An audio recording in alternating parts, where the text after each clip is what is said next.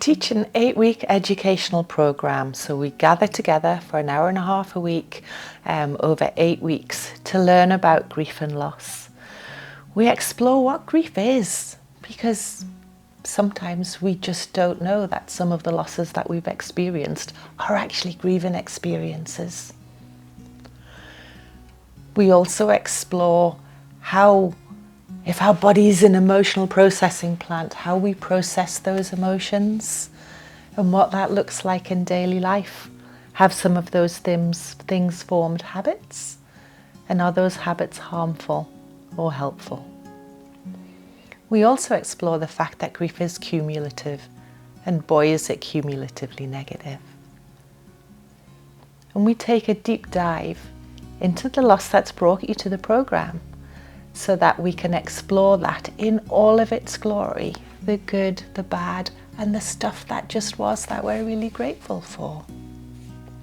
So whether that loss was through a trauma, a death, an illness, a heartbreak, a loss of a job, a loss of health, a loss of trust, a loss of safety, a miscarriage, the death of a child, a divorce, a broken relationship, moving home, emigration.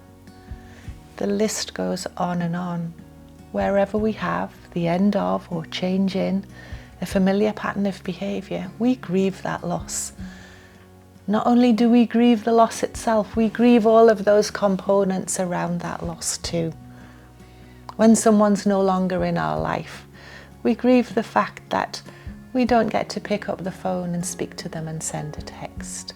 We don't get to have dinner with them anymore. We don't get those family outings. So we grieve everything that was connected to that relationship. So the program that I teach helps us to explore all of those things so that we can process our emotions that have been connected to that relationship.